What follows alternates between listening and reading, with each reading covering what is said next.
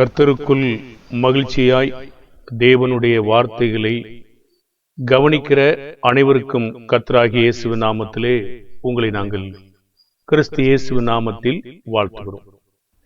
பிதாவாகிய தேவன் எப்பொழுதும் நம்மை ஆசீர்வதித்து தேவனுடைய வார்த்தைகளை கவனிக்கவும் அதிலே வளர்ச்சி அடையவும் இன்னும் பரிபூர்ணமாய் அடையவும் பக்தி விருத்தி அடையவும் தொடர்ந்து உங்களை உற்சாகப்படுத்தும்படி எங்களுக்கு கொடுத்திருக்கிற பலத்திற்காக முதலாவது நன்றி சொல்கிறோம்.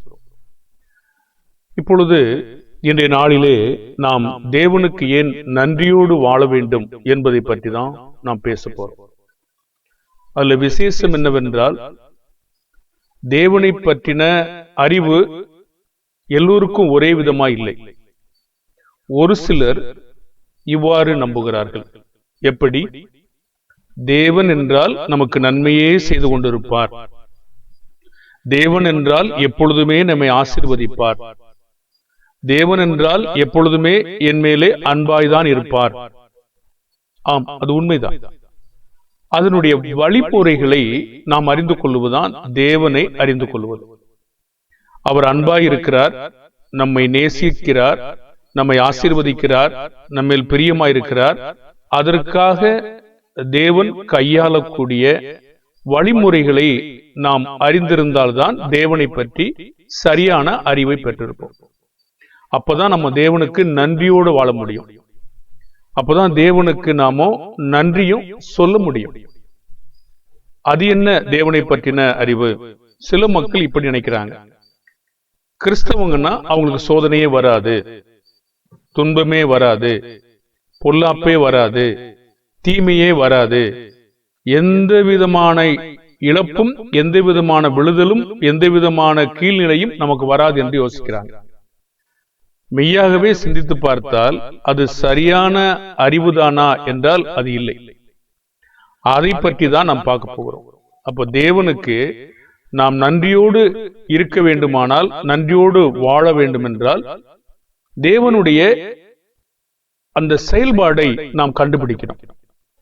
அப்ப தேவனுடைய செயல்பாடு என்னவென்று கண்டுபிடித்தால்தான் அது என்ன நோக்கத்திற்காக என்னிடத்தில் செய்யப்படுகிறது என்பதை நான் சரியாக அறிந்திருந்தால் மாத்திரமே தேவனை அன்பு கூறுவேன், நன்றி செலுத்துவேன், நன்றியோடு வாழ்வேன். சரி, ஒரு நன்மையும் நாம் தீமையும் ரெண்டு கலந்த ஒரு சில பாகங்களை நாம் பார்க்க போகிறோம். உதாரணமாக, இது நல்ல உதாரணம்.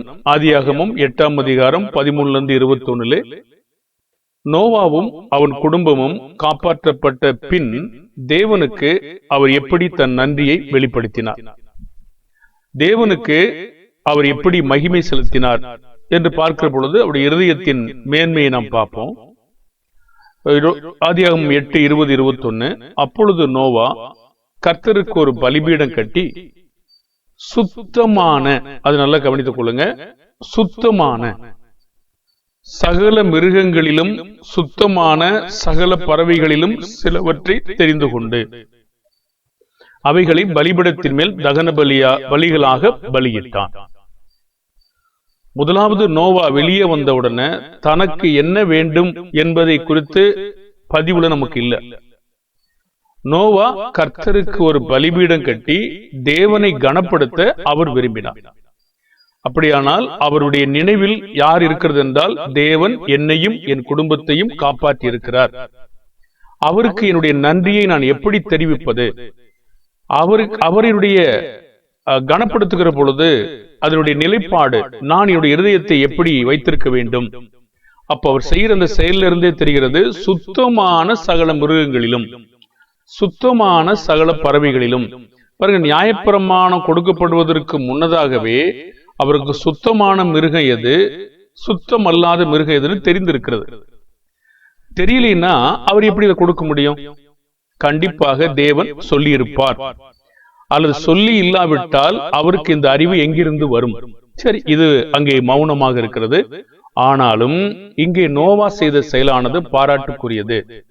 நோவா இதிலே பலியிட்டதை தேவன் ஏற்றுக்கொண்டாரா, ஏற்றுக்கொள்ளையா? 21ஆம் வசனத்திலே சுகந்த வாசனையை கர்த்தர் முகர்ந்தார். பாருங்கள், ஒவ்வொருவருடைய வேலையும் தேவனுக்கு வாசனையானதாக இருக்க வேண்டும். நீங்க புதிய ஏற்பாட்டில் வருகிற பொழுது இயேசு எபேசியர் 5வது அதிகாரத்திலே சுகந்த வாசனையான பலியாக தம்மை தாமே ஒப்பு கொடுத்திருக்கிறார். நீங்கள் கொரிந்தியர் புஸ்தகத்தில் வாசிக்கிற பொழுது அவர்கள் கிறிஸ்துவுக்காக நற்கந்தமாக சுகந்த வாசனையான வேலைகளை செய்து கொண்டிருக்கிறார்கள். தேவன் விரும்பும் வேலையை செய்கிற பொழுதுதான் அது சுகந்த வாசனையாக இருக்கும். தேவன் வெறுக்கிற வேலை செய்யும் பொழுது தேவன் முகத்தை சுளிக்கிறது மாதிரி, முகத்தை திருப்புகிறது போன்ற வேலைகளை நாம் செய்யக்கூடாது. சரி, அப்படி என்றால் தேவன் இங்கே நோவாவினுடைய நன்றியை, மகிமையை தேவன் ஏற்றுக்கொண்டார். இது நமக்கு என்ன சொல்லுகிறது? நமக்கு என்ன சொல்கிறது சொன்னால், நாம் இது போன்ற காரியங்களை எப்பொழுதும் தேவனுக்கு நன்றி செலுத்துவதற்கு நல்ல இருதயமுடைய மக்களாக நாம் காணப்பட வேண்டும். தேவனுக்கு மகிமை செலுத்துகிற பொழுது நாம் சுத்த இருதயமாக இருக்க வேண்டும், பழுதற்ற இருதயமாக இருக்க வேண்டும். இஸ்ரவேல் மக்கள் மல்கியாவில் நீங்க பார்த்தீங்கன்னா நசல் கொண்டதையும் ஊனமானதை கொண்டு வந்தாங்க இல்லையா? அந்த இருதயம் பொல்லாதது இல்லையா? பரிசேயர் சதுசேயர்கள் அவர்கள் தசமாவங்களாம் கொடுத்த பிற்பாடு நீதி, இரக்கம், விசுவாசத்தை விட்டுவிட்டார் அல்லவா?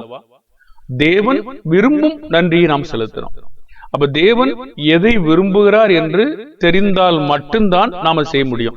ஆகவே தேவனுக்கு நன்றி செலுத்த வேண்டுமானால் தேவனை பற்றின அறிவு, அவர் எதை விரும்புகிறார், எதை வெறுக்கிறார், எதை நேசிக்கிறார், எப்படிப்பட்ட செயலை விரும்புகிறார் என்று நம்ம கண்டுபிடிக்க வேண்டும். அடுத்த பகுதி, நன்மை செய்துவிட்ட பிற்பாடு இன்னும் அடுத்த கட்டத்திலே வேற ஒரு காரியங்களை தேவன் அனுமதிக்கிறார். அது மனிதர்களுக்கு பெரும்பாலும் எரிச்சல் மூட்டுகிறது.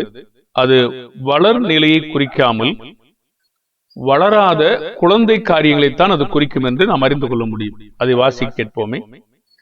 ஆதியாகமம் 26ஆம் அதிகாரம் 13-16 வரைக்கும். ஈசாக்கு அந்த தேசத்தில் விதை விதைத்தான். கர்த்தர் அவனை ஆசீர்வதித்ததினால் அந்த வருஷத்தில் 100 மடங்கு பலனடைந்தான். அவன் 13ஆம் வசனம், ஐஸ்வர்யவனாகி வரவர விருத்தி அடைந்து மகா பெரியவனானான். அவனுக்கு ஆட்டு மந்தையும் மாட்டு மந்தையும் அநேக பணிவிடைக்காரரும் இருந்தபடியினால் பெலிஸ்தியர் அவன் மேல் பொறாமை கொண்டார்கள். அவன் தகப்பனாகிய ஆபிரகாமின் நாட்களில் அவனுடைய வேலைக்காரர் வெட்டின துறவுகள் எல்லாம் தூர்த்து மண்ணினால் நிரப்பி போட்டார்கள். அபிமெலேக்கு ஈசாக்கை நோக்கி, நீ எங்களை விட்டு போய்விடு, எங்களை பார்க்கில் மிகவும் பலத்தவனானாய் என்றான். சரி, கேள்வி என்னவென்றால், இப்பொழுது நான் தேவனுக்கு நன்றி சொல்ல விரும்புறேன். இப்ப நன்றி சொல்ல விரும்பும் பொழுது இந்த தேவன் கொடுத்ததெல்லாம் அது போய்விடுகிறது. இப்போ எனக்கு என்ன ஆகும்? அப்போ தேவனுடைய பற்றின அந்த அறிவு எனக்கு எவ்வளவு குறைவா இருக்கிறது என்பதை தேவன் கண்டுபிடிக்க விரும்புகிறார். சரி, இப்பொழுது ஈசாக்கு விதை விதைத்த உடனே யார் அவனை ஆசீர்வதித்தது? கர்த்தர் அவனை ஆசீர்வதித்தார். 100 மடங்கு பலன் யார் கொடுத்தது? கர்த்தர் கொடுத்தார். அவன் அதிகமாக பெரியவனாகத்தக்கதாக, விருத்தி அடையத்தக்கதாக தேவன் அவனை ஆசீர்வதித்தது மேன்மையானது. சரி, இப்பொழுது ஆட்டு மந்தையும் மாட்டு மந்தையும் அநேக பணிவிடைக்காரர் இருந்தபடியினால அவனை பொறாமை எழும்பும்படி யார் அனுமதித்தது? தேவன் அனுமதி கொடுக்காமல் ஒருவர் எப்படி நாம் வெட்டின கிணறை தூர்த்து போட முடியும்? பாருங்க, தண்ணீர் கிணறை தூர்த்து போட்டால் அங்கே விவசாயம் எப்படி வரும்? விதை விதைத்தா எப்படி வளரும்? பாருங்க, நோவா காலத்துக்கு முன்னாடி ஒரு காரியம், நோவாவுக்கு பின்னாடி ஒரு காரியம். அப்போ விவசாயம் என்றால் தண்ணீர் வேணும். அப்ப துறவுகள் எல்லாம் தூர்த்து மண்ணில நிரப்பி போட்டா விவசாயத்தை எப்படி போட முடியும்? இப்ப என்னுடைய நினைவு எப்படி இருக்கும்? நன்றி சொல்லலாம்னு தோணுமா? இப்பதான் இவ்வளவு பாக்குறதுக்கு எல்லாரும் பெருமையா பேசுற அளவுக்கு, பொறாமைப்படுகிற அளவுக்கு நான் பெரியவன் ஆயிட்டேன். உடனே இதெல்லாம் தூர்க்கப்படும் போது, பொறாமையா என் மேல எழும்பும் போது நான் என்ன யோசிக்கிறேன்? பாருங்க, இதுதான் நம்ம தேவனை பற்றின அறிந்து கொள்கிற காரியம். என்னை வளர்ப்பதற்கு, அந்த இடங்களிலிருந்து என்னை கிளப்புவதற்காகவும், என் மேல தேவன் அன்பு கூறுவதற்காகவும் இந்த வேலைகளை செய்கிறார் என்று எனக்கு அறிவு வேண்டும். அந்த அறிவு தான் நாம் ஒரே நிலையில அன்பு கூறவும், ஒரே நிலையிலே தேவனிடத்தில் அன்பா இருக்கவும் உதவி செய்யும். இப்படி நாம் எதிர்பார்க்க வேண்டும். இப்படியும் நமக்கு நடக்கும். நாம் உயர்த்தவும் படுவோம், தாழ்த்தவும் படுவோம். அப்ப தாழ்த்தப்படும் போது நான் ஏன் அப்பொழுது நன்றி சொல்ல மறக்கிறேன்? எனக்கு ஏன் வேதனை இருக்கிறது? பாருங்கள், இதெல்லாம் எனக்கு பலமான ஒரு உயர்வு. 100 மடங்கு ஒரு பலன் இருந்திருக்கிறது. அப்ப 100 மடங்கு பலன் அடைந்த பிற்பாடு வர வர விருத்தி அடைந்துட்டே இருக்கார். மகா பெரியவர் ஆயிட்டார். எல்லாரும் பாக்குறாங்க, பொறாமையாயிராங்க. பாருங்க, அப்போ அங்கிருந்து போக சொல்றாங்க. அவங்க ஊர்ல இருந்து, வீட்டுல, நாட்டுல இருந்து அவங்கள போக சொல்லும்படி கேட்கிறாங்க. அது மண்ணினால் நிரப்புறாங்க, கிணத்துகள் எல்லாம், அந்த துறவுகள் எல்லாம். அப்படியானால் என்னுடைய ஐஸ்வர்யம் இழந்து போகுதா? இழந்து போகுது. அப்ப என்னுடைய பொருட்கள் எல்லாம் இழந்து போகுதா? கேள்வி கேட்போம். இதெல்லாம் யாரால் வந்தது? அவரால். இது எடுக்கும் பொழுது அதுக்கு ஒரு நோக்கம் இருக்கிறதா, இல்ல விளையாட்டு பண்ணிட்டு இருக்காரா? ஒரு நோக்கம் இருக்கிறது. என்னுடைய இருதயம் அறியப்படுகிறது.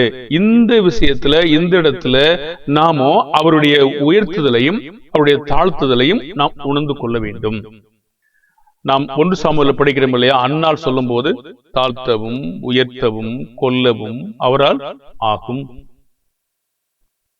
அப்ப தேவனால் இதெல்லாம் செய்ய அவர்தான் வல்லவர் என்பதை எனக்கு என்ன நோக்கத்துக்காக அனுமதிக்கிறார் என்று அறிந்திருந்தால் மட்டும்தான் நான் இவைகளை நாம் மேன்மையாக எண்ணி அவருக்கு நான் நன்றியோடு வாழ்வேனே தவிர, அதையெல்லாம் நான் தவறாக எடுத்துக்கொள்கிற பொழுது நன்றியோடு வாழ என்னால் இயலாது. நான் வளராத நிலையைத்தான் அது குறிக்கும். ஒன்றை நாம் சிறப்பாக அறிந்து கொள்ளணும். என்னது? மேன்மையானது. அது பாருங்கள், இந்த தாட்ஸ், இந்த கருத்து எப்போதுமே நம்முடைய மனதில் இருந்தே இருக்கணும். இருதயத்திலும் மனதிலும் நாம் மிகுந்த பயத்தோடு எப்பொழுதுமே நினைவூட்டிக் கொண்டே இருக்க வேண்டும். ஏனென்றால் ஒரு பகுதியை மட்டுமே நாம நினைச்சுக்கிட்டே இருக்கக்கூடாது. மனிதனுடைய அந்த சுபாவம் மேன்மையாக மட்டும்தான் இருக்கு, தாழ்த்தும் பொழுது ஏற்றுக்கொள்றதுக்கு மறுக்கிறது. அது காரணம் எபிரேயர் 12 இருக்கு இல்லையா? எந்த சிக்ஷையும் தற்காலத்தில் துக்கமாய் காண பழகிட்டாதான் நீதியான சமாதான பலனை தரும். அப்படியானால் நாம் வளர்ந்திருக்கிறோமா வளரவில்லையா என்று எப்பொழுது தெரியும்? எப்பொழுதெல்லாம் எனக்கு துக்கமா காணுதோ நான் இன்னும் வளரல, இன்னும் தேவனை பற்றி நான் சரியாக அறிந்து கொள்ளவில்லை, இன்னும் அறிய வேண்டிய பிரகாரமாக அறிந்து கொள்ளவில்லை. நான் தேவனை பற்றி ஒரு பக்கம் மட்டும், ஒரு விதமான முறையில மட்டும்தான் அறிஞ்சிருக்கிறேன், இன்னொரு விதமாக நான் அறிஞ்சிருக்கல. அப்ப நானும் குழந்தையாகத்தான் இருக்கிறேன் என்று நம்ம ஒத்துக்கொள்ளணும். ரோமர் 8:28 அன்றியும் அவருடைய தீர்மானத்தின்படி அழைக்கப்பட்டவர்களாய் தேவனிடத்தில் அன்பு கூறுகிறவர்களுக்கு சகலமும் நன்மைக்கு ஏதுவாக நடக்கிறது என்று அறிந்திருக்கிறோம். நல்லா கவனித்துக் கொள்ளுங்க. அவருக்கு ஒரு தீர்மானம் இருக்கு. யாருக்கு? அழைக்கப்பட்ட நமக்கு. தேவன் நம்மை அழைத்திருக்கிறார். தேவன்கிட்ட நம்ம அன்பு கூறுகிறோம்.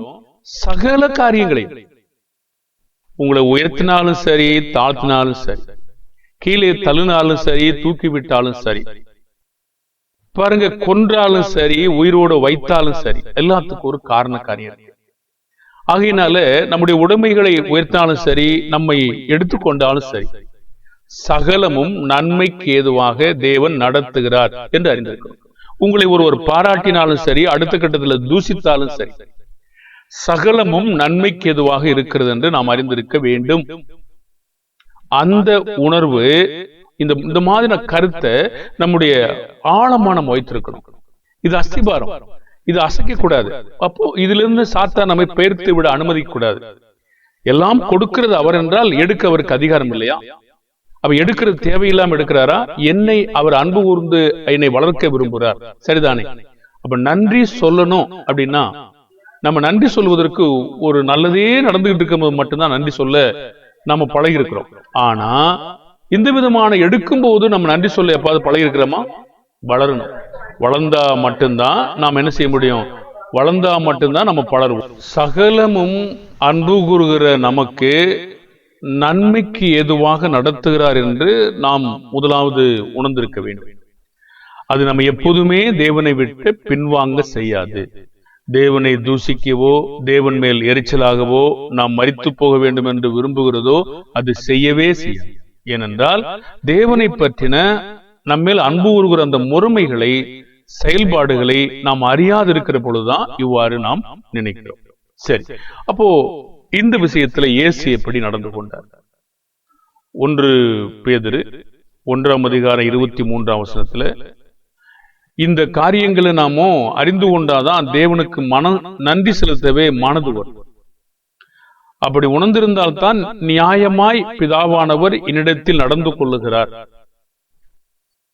என்மேல் அன்பு கூர்ந்திருக்கிறார், என்னை உருவாக்குகிறார், எதிர்கால திட்டத்தில் என்னை வைத்திருக்கிறார் என்று நாம் புரிந்து கொள்வோம். ஆனா அப்படி புரிந்து கொள்ளாத பொழுது தேவன் மேலையும் அவருடைய வேலைக்காரர்கள் மேலையும் என்னுடைய கோபம் திரும்பும். தேவன் அதை பொறுத்துக் கொள்வார். ஆனாலும் நாம் இன்னும் வளர்ந்திருக்கிறோமா? 1 பேதுரு 2:23 அவர் வையப்படும் போது பதில் வையாமலும், பாடுபடும் போது பயமுறுத்தாமலும், நியாயமாய் தீர்ப்பு செய்கிறவருக்கு தம்மை ஒப்புவித்தார். இந்த புரிந்து கொள்ளுதல் நமக்கு வேண்டும். எத்தனை மனிதர்கள் நாம் இவ்வாறு வளர்ந்திருக்கிறோம்? நம்மை நாமே சோதித்து பார்ப்போமா? நம்மை பரீட்சித்து பார்த்தால் பரீட்சைக்கு நாம் நிற்போமா?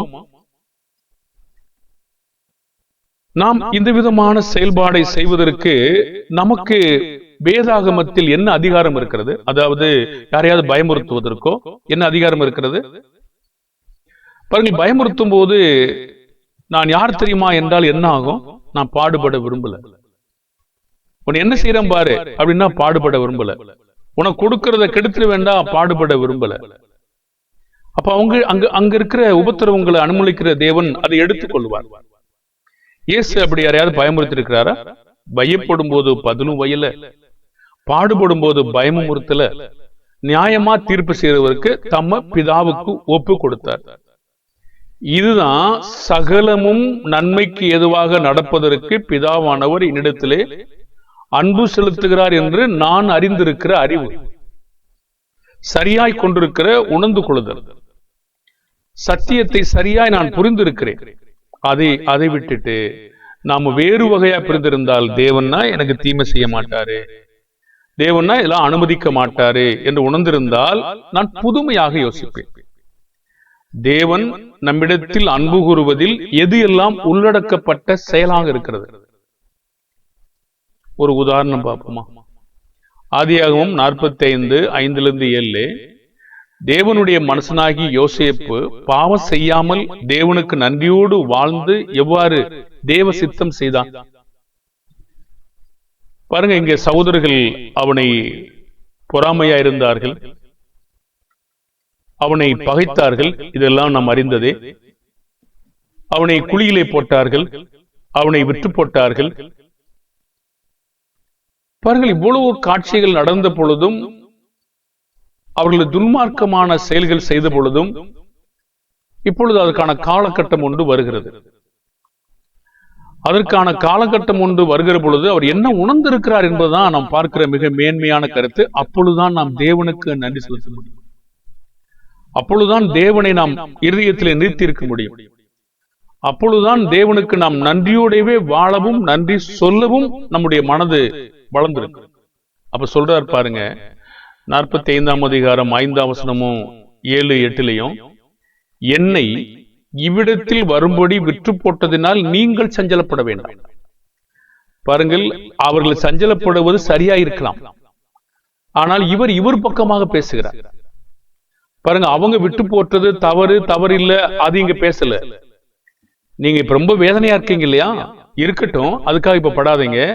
ஏன் அது நடந்திருக்கிறது உங்கள் மூலமா என்று ஏன் சொல்றாருன்னா, அது உங்களுக்கு விசனமா இருக்க வேண்டாம், ஜீவ ரட்சனை செய்யும்படி, உங்களை எல்லாம் காப்பாற்றும்படி, உங்களை போஷிக்கும்படி தேவன் என்னை உங்களுக்கு முன்னே அனுப்பினார்.